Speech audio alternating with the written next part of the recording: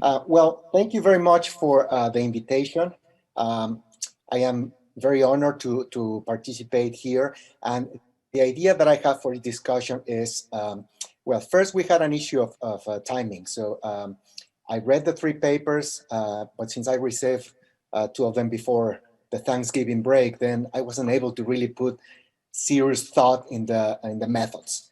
And so it would be a disservice to my colleagues, knowing that putting together these papers takes so much time to just make some critiques lightly. However, um, when I was reading the three papers, I was thinking about the big picture in terms of what is or what should be the goal of a research program on experimental public management, like the big topic of the conference.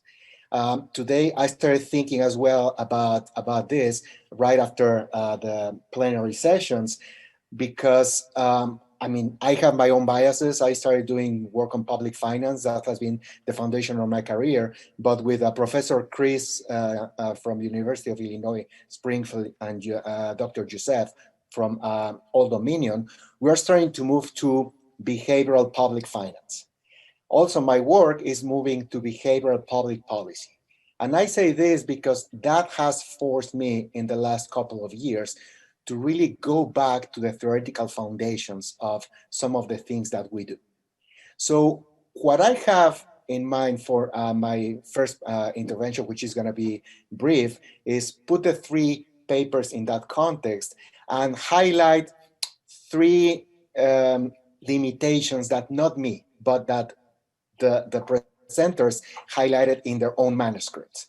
So the idea of that will be to start a reflection of what needs to be done, because contrary to what Professor Perry was saying, that he has been doing this for 50 years, well, I still think that we need another 50 years to really learn so many things that are unsolved puzzles about public management research.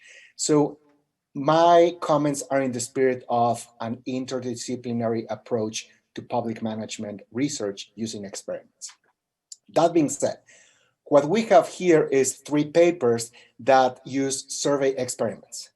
So the main issue in one paper is how the framing of information that is presented to the public shapes their attitudes and beliefs. That's the paper by Professor Shapiro. Then we have another paper about how individuals form their opinions on executive agency decisions, Professor Resch. The third paper that I'm going to comment is by Professor Avellaneda, elected officials' preferences for types of performance measures. So when we think about applications of these big topics, then we can start thinking about coordination to address environmental problems, which is one of the papers. Another one which goes at the core to public management research, and I'm going to use the same word that Professor Reich used, which is seeing how the sausage gets made. And three, the choice of performance measures by elected officials. So when we think about these three pieces of the puzzle and we think about survey experiments, I start moving to the claims that the authors are making. In very general terms, Professor Shapiro's paper, and sorry if I mention the presenters, I'm fully aware that those are co-author papers, is the type of frame impacts attitudes towards cooperation. The second paper is telling us bureaucracy seeks input from two sources before implementing a solution. So how the information about the process that is used is presented is going to shape or could shape decision making. The third one is telling us the preferences in this case for performance measures depends on the policy area and the level of government. So when we think about these three claims, then we have two papers that are about the opinion of the public, individuals, and then we have one paper that is about the preferences of elected officials. First thing, when we do experiments, we all face methodological challenges because we cannot do everything with an experiment. So when I started thinking about the three big ideas that were presented in these papers, I was thinking in terms of what are the challenges that you are facing right now with these papers.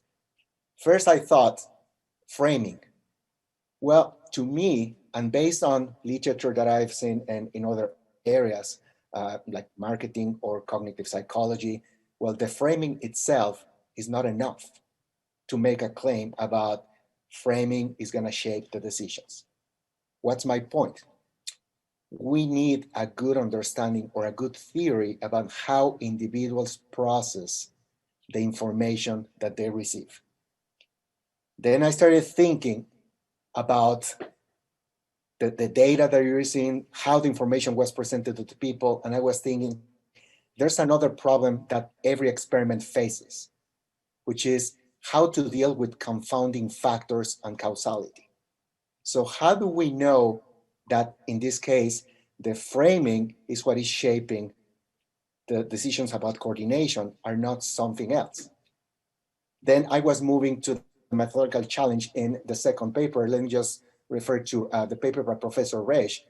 And I am quoting something that got my attention from the manuscript.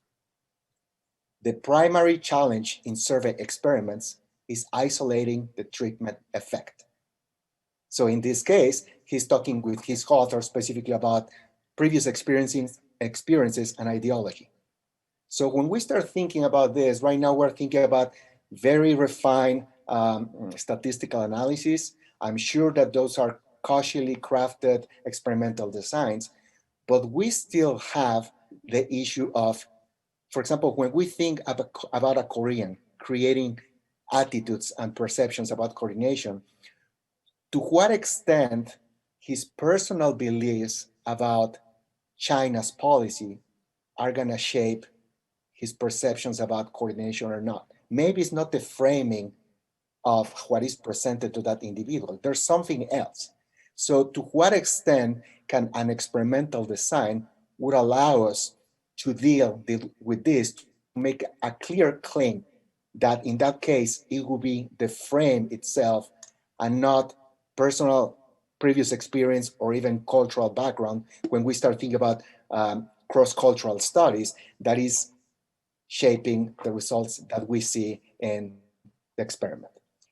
The third one, when I was reading Professor Avellaneda's paper, that is something that I feel closely related to because I'm also from a Latin American country. And I was thinking in something that she writes, and I quote, "We acknowledge the limited generalization of the findings." So then that makes me think, if this is a conference where we bring people from so many countries, and the idea is to start building a dialogue about how we can generate new knowledge in public management research, to what extent can we claim that an experiment that takes place with elected officials in a Latin American country could be replicated and lead similar results in a country like Korea, like Mexico, like the United States?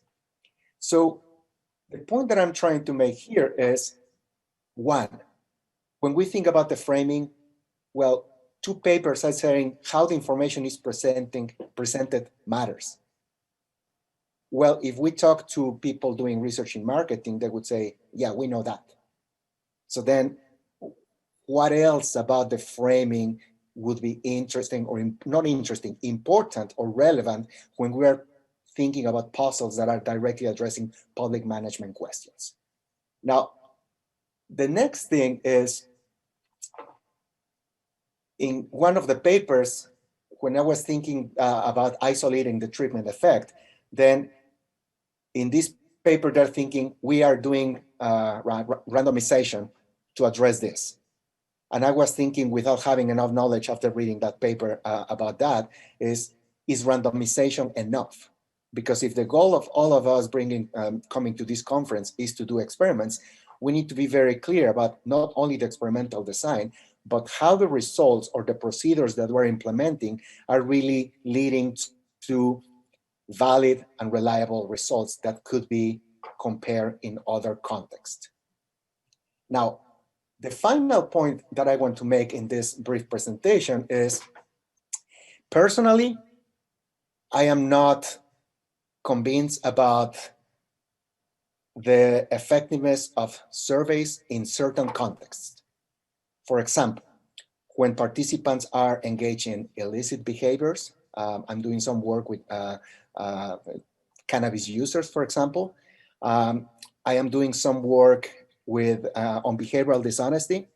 And when I think about behavioral dishonesty or corruption, for example, then I start thinking about my colleague Asmus Olsen from Aarhus University, who is doing this kind of work. And he's highlighting the challenge of, give me a second, social desirability bias and strategic behavior. So when we think about politicians, in the case of the paper on the Colombian majors, how do we know? Because politicians, regardless of where they're coming from, they know their business, they know politics, and they act strategically. Political science literature tells us a lot about that.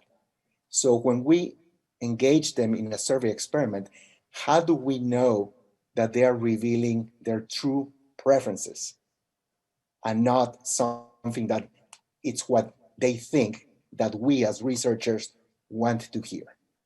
So I finished my first, this, and then we can start in the discussion with a proposal and a question, a general question for our panelists. My proposal is, when I was thinking about the plenaries, I heard the word silos. And in other fields, such as mine, public finance, we tend to think in silos. So we need to open up and really go to other theories, other methods. But the bottom line here, in these three papers, what really stuck me is, what are the assumptions and what are the theories driving individual decisions, call them Korean citizens, Colombian majors, or US citizen giving comments on administrative rule decision making.